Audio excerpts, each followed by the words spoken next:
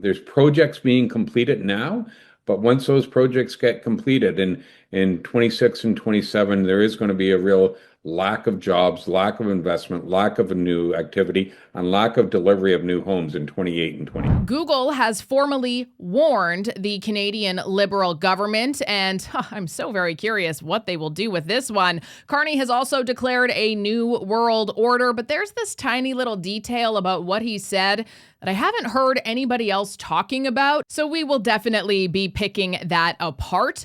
I'm Jasmine Lane. This is Over Opinionated. Be sure to subscribe, like, follow, comment your thoughts down below, and as always, share this with somebody who needs a little bit of an extra wake-up boost. Their coffee just isn't doing it for them today. We also have some other news involving the most unhinged things that the Liberals have said this week. That should just really be a segment at this point in time. Looks like carbon taxes are here to stay. There's something happening with bail reform and criminal law that is rather fascinating. And also $1 billion investment that the Liberals made that they really, really did not want you to find out about. But oops, we did it again. All that and more coming up today on Over Opinionated. Let's kick this off with something a little bit more comical. I thought this was really funny. Actually, I came across this on Barstool Sports. Colin Murray-Boyles, he got drafted by the Raptors, and feel free to read his lips here when he learned that he's going to have to move to Canada. The University of South Carolina. Colin Murray-Boyles. Yeah, definitely not the team he was hoping for, obviously. Now, it appears he does have a lot of potential, nonetheless, if you're a Raptors fan, because there actually was a pretty notable SEC or SEC school that offered him $2.5 million to transfer during his college career, which is a pretty darn nice little bonus. They're definitely pouring some money into you to help you build visibility and brand value and whatnot. And while we don't know the actual contract value yet or term or anything, usually with the Raptors, if you're a rookie scale contract, you're usually getting 4 years at $20 to maybe $25 million USD. So that's a lot of money coming his way in the next couple of years. A huge opportunity, yet he was drafted to Toronto, and he doesn't seem to be too stoked about that one right now. I wonder why. Canada, more than anyone else, does not need to. The fact that we have a housing affordability crisis is bananas. Anybody, look at any Reddit thread. Like, Canada has the worst. Don't you have land and trees and, gypsum? You have all of the things to not have a housing affordability crisis. And you have the worst affordability crisis. That's really stupid. And it is. It's low level stupid. It took a while. It's not like we just pressed the I can't afford a house button, but generally they are correct, yes. I think a big awakening moment for me was the fact that these things are not just Western things in general that are happening. Because I think a lot of people think that crime, drugs, immigration, this is happening everywhere. And Canadians have like a little bit of a chip on their shoulder thinking like, this is the best place. We're the best country. We're better than the United States, especially. What's unique about your book is there are 8 chapters and they're pointing out where, in fact, Canada is the worst. Marty up north had actually posted just a couple hours ago, this is why Canada is in such financial trouble. Payroll employment in April decreases in 9 sectors and increases in 3. We are shifting to an economy based on people who don't produce anything. 2 out of every 5 workers in this country are employed by government. 40% of our population are leeches, sucking the life out of our country and their children's future. And what of the increase and excess of government jobs of people who quite literally just push papers and allow for there to be less accountability because there's so many different processes and so many different organizations and departments that things go through. Things can so easily get missed. When there's big governments, big corruption tends to happen because it is so easy to take advantage of the system. It's also pretty easy to make sure that you continue to win elections when a good chunk of the country of voting age is employed by you, and the opposition says that they want to decrease how much government there is. There's a lot of sneaky little tricks happening here, and all of them do not make us better off. Rather, far from. And of that big government, we also have this new minister. on average, of people believing that and having the confidence in the science. There's not quite 90%, but a significant proportion of Canadians and global citizens who do not believe that and inform us of that view based on the number of dockets I sign off in a day indicating otherwise. So this is Nancy Hamzaoui, I think that's how you pronounce that, who is the president of the Public Health Agency of Canada. This is who replaced Theresa Tam. So part of our responsibility, I think, in terms of the context in which we operate and live is making sure that we communicate at every possible opportunity what the facts are, and engaging with people that we don't necessarily aren't our normal interlocutors in order to be able to move forward effectively on the issues. So what I would really like to have communicated to me effectively is the fact that her education background is a Master of Applied Science Chemical Engineering at the University of Ottawa. Some of those things, sure, could have relation to the medical industry, but she definitely isn't a doctor or a nurse. Let's see here. Interdepartmental Task Team on Environmental and Regulatory Reviews, Natural Resources Canada and Environment and Climate Change Canada. So she is the one behind all of those projects getting canceled and delayed. Got it. Yeah, wow. Did she ever fail upwards? Because from 2002 until 2020, she was involved solely in regulatory reviews, natural resources, environmental, climate change. And then all of a sudden, she gets promoted up to being the COVID-19 testing secretariat in 2020, and then the vice president of the Public Health Agency of Canada, where she is now the president. I'm like, excuse me, there's a lot of people online making fun of her for her weight and other things. I'm not about that. I'm going to make fun of her due to her record because this makes absolutely no sense.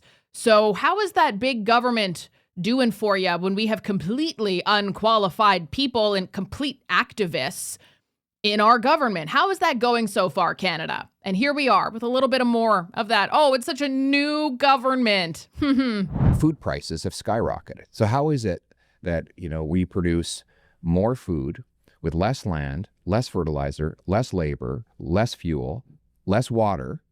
All the costs of producing food have gone down for 50 years. And yet the price of food has skyrocketed. Yes.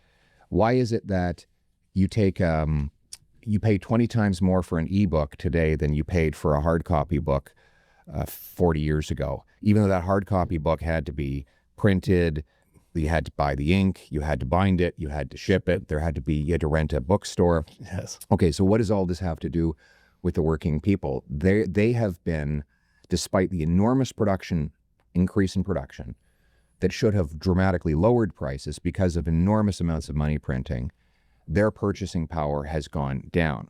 And that is the reason why we have so much inequality. Now, that is not a market failure. That is a government failure. Yes. So that this did not happen because the government just stood back and did nothing and let the marketplace function.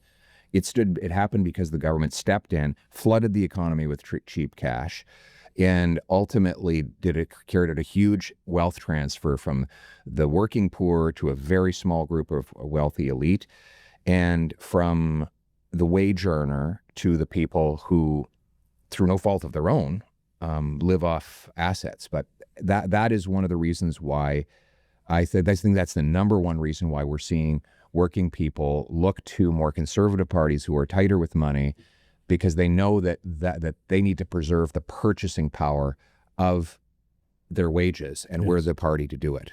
The government stepping in and making things worse and making bad decisions that don't help the people at all. That is really something. Remember a couple days ago, Chrystia Freeland, we had talked about this on the show. She had issued a scathing statement. I was actually feeling really impressed by her when she did this. Wow. Do I ever take that back now? Because she had said to David Eby that it was wrong for him to invest all this money with a Chinese shipping company to buy our ships from them. It was a Chinese Communist Party shipyard that this contract went through with. And she was criticizing him for that because they're a threat to our sovereignty. We need to support Canadian. Well, my, oh my. Yikes, because it has now come out that the Federal Infrastructure Bank provided a $1 billion loan for BC Ferries to buy these Chinese-made ships. As Raquel Doncho says, in the midst of a trade war with China, the Liberal government gave $1 billion in financing to support BC Ferries' plan to buy 4 ships from a Chinese Communist Party-owned shipyard. The Liberal Transport Minister criticized the deal while failing to mention her government is helping to pay for it. Canadians deserve better. As Table Salt puts it here, remember when Chrystia Freeland resigned because Justin Trudeau's budget had no dry powder left for a rainy day? And it was too expensive. But then Mark Carney spent $200 billion more than Justin Trudeau, and she didn't care at all. I remember. Yeah, so do I. And speaking of that, Mark Carney says that his spending, totally justified. We still don't know what it is, of course, because he won't release a budget. But it's totally justified. And yeah, you know what? Canadians are going to have to suffer, though. So just take a listen to this before we rip it to shreds. The second thing I'd say is that the way we're looking at this, and you'll hear more about this in the coming months, that the investments we're making in defense and security, broader security, given the new threats that Canada faces, I think those, we're not at a trade-off. We're not at sacrifices in order to do those. These will be net additive. In other words, more of this will happen in Canada. More of it will help build our economy at the same time as it improves our defense, and we'll get the benefits. The question is, as we move towards later in this decade, and depending on how the threat environment evolves globally, if we are moving to the higher and higher levels of defense spending because that's necessary, then we will have to make considerations about what less the federal government can do in certain cases and how we're going to pay for it. Those trade-offs, I'm going to give you false precision around this, but those trade-offs happen towards the end of the decade into the next decade. And we will be much, much better informed. And if I can go back to Steve Chase's question, the social license element of that, there's going to be a very clear and open conversation about that based on facts and based on what Canadians want. Okay, but for real though, what?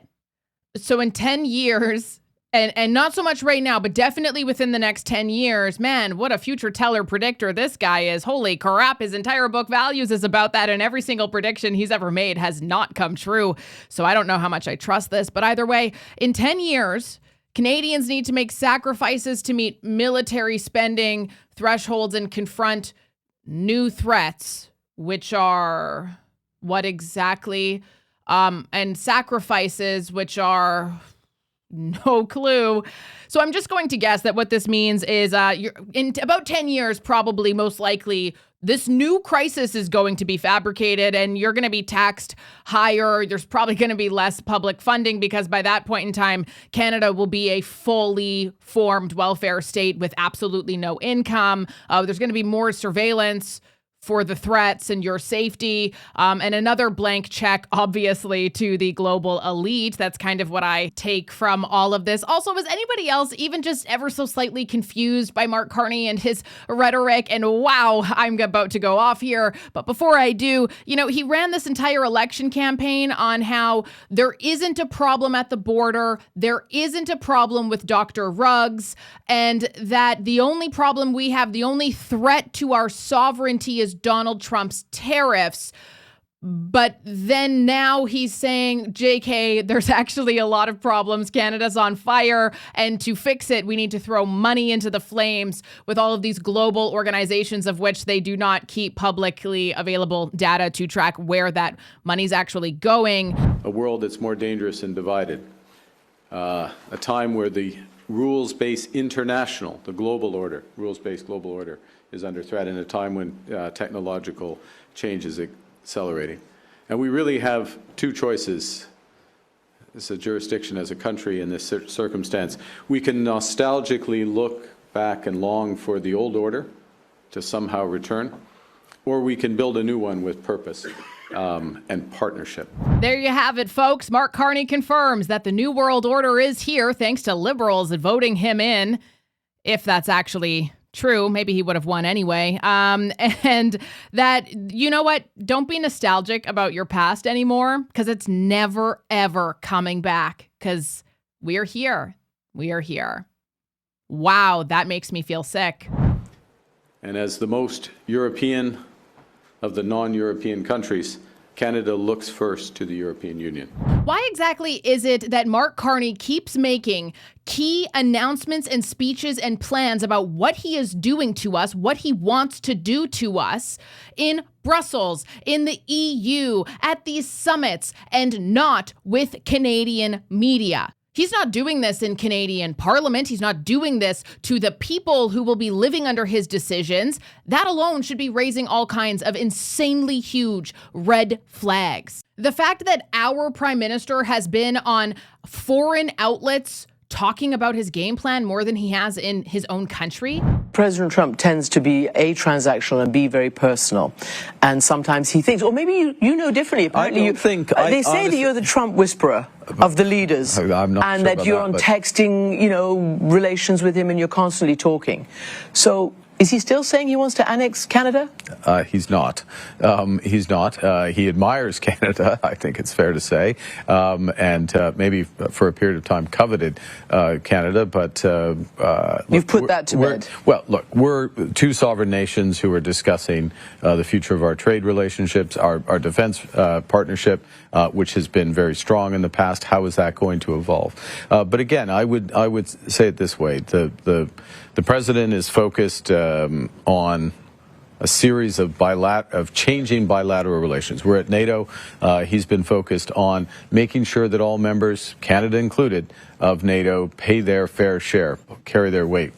I think we are now doing. Of course, Donald Trump isn't still talking about annexing Canada, because that was never, ever the real plan. Of course, Donald Trump admires Canada. We already knew that. He said that dozens of times. What did Donald Trump actually want? I don't know, maybe a little bit of respect, maybe, just maybe, some better trade relationships with his closest neighbors that would benefit and enrich both of our nations? Maybe. And Mark Carney knows that. Liberal media knows that. Everybody in Mark Carney's team knows that. But what are the headlines coming out of Canada? Oh, Donald Trump is so scary. Oh, the orange man. Oh my gosh. Holy moly. Mark Carney's gonna save us. We have to work extra hard to make sure that even though Donald Trump has never been a threat to Canada, that we keep up this fear-mongering campaign, A, so that we keep getting ratings and views, B, so that the Liberal government never loses an election again, and C, so that they're so distracted with this that they're not paying attention to the fact that Mark Carney has been making every single one of his plans about what he's going to do to us in other nations. They're not going to then focus on the fact that it's kind of weird, isn't it, that a man who's auditioning for Canadian leadership and wins is now avoiding Canadian voters. It's kind of weird that Mark Carney's not at all trying to lead us or include us in the conversation, that he's actually just positioning Canada within a global power structure where your input is irrelevant to the plan. So much so, by the way, that Canadian media had to interview the freaking person interviewing him from America, because Mark Carney will not sit with them and tell them things like this.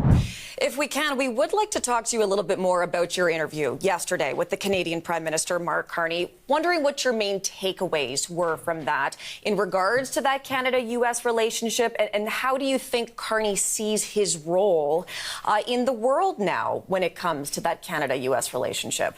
Well, I did talk to him about that, obviously, and I said, you appear to be the new Trump whisperer. You guys text, you talk about substance, the tariffs, and all these other things. I cheekily said, did he threaten again to, annex Canada? And he said, no. And I think Prime Minister Carney has established a very professional relationship with President Trump. He, as I say, obviously passed the Oval Office test with flying colors, and it seems to have, given him a good working relationship with, after all, the president of the only world superpower right now, who does wield a lot of power, and the results are really very, very particular to each country. And Mark Carney, Canada's strong and free. Canada's sovereign. Oh, we're united. But also, yeah, by the way, Canada looks to the EU. Canada is the most European, non-European country. Well, that's simply not true at all, because we're not European at all. We're North American. So way to go to reject Canadian identity. But of course, that's what you want to do to continue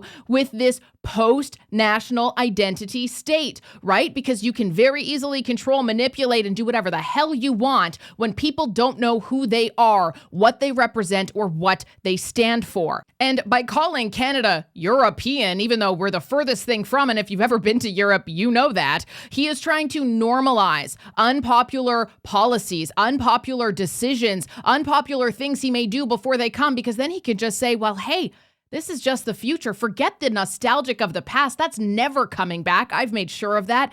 We're just a part of this new club now with all of my other World Economic Forum leaders. And the worst part of all, though, is the fact that when Mark Carney's making these announcements, he's not doing it and answering questions from the Canadians who voted him in. He is saying it on international stages and signaling to all of the other global elites that his allegiance is with them, not with Canadian citizens.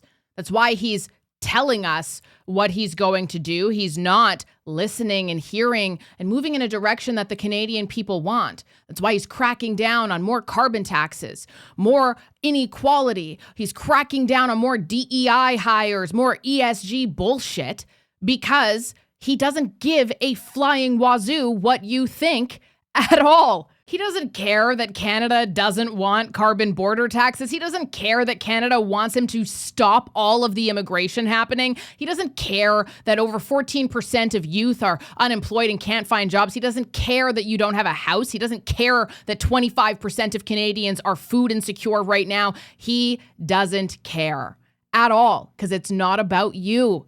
It's about him. It's about where his investments are, what's going to benefit his friends. It's about completing that agenda of which he was sent here to do, similar to Justin Trudeau. And above all else, it is about control, money and control, which is right out of the frickin' Communist Manifesto, right out of the Fascism Handbook, which is why I was actually quite impressed that Google is pushing back against CRTC's online streaming regulations that they have. Google is YouTube. Could you imagine that if Google hadn't agreed to pay $100 million to the Canadian government for literally nothing, that Canadians wouldn't have access to YouTube anymore?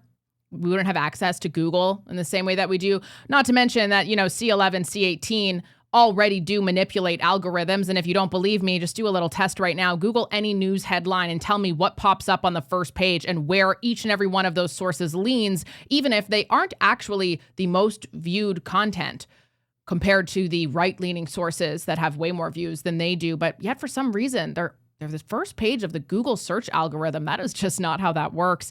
Anyway, though, Google has pushed back, saying that, or warning, really, that applying legacy broadcasting rules to platforms like YouTube is misguided and harmful.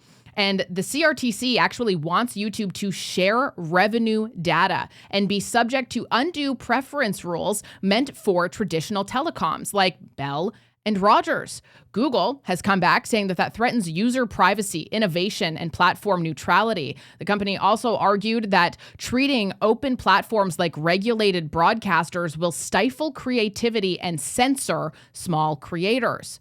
And with that, we also have this coming out ever so conveniently around the same time, a new report from StatsCan saying that 6 in 10 Canadians are concerned about misinformation, a word they had never even heard up until about 5 years ago when it was suddenly used to criticize the opposition. Weird how misinformation is only for people who are center-right leaning. Isn't that really something? 59% of Canadians reported high to extreme concern over online misinformation. And let's not forget that this public anxiety, which was crafted by the government, by the way, to shut up their opposition, to shut up dissenting voices, like a fascist would, is now being used as justification for increased government regulation and control of digital content. And they've already passed a number of things that have absolutely changed the way that Canadians see and interact with the world, and more importantly, what they know about the world, how easy it is to find the truth, how easy it is to find a different perspective. But hey, what do I know? Yeah, I'm misinformation too, according to the internet, even though I have yet to have any defamation lawsuits hit my doorstep, probably because I've never once lied to you. I'm Jasmine Lane, and I feel sick to my stomach after today's episode. Hopefully you don't. But if you do, just know that you're not alone in that feeling.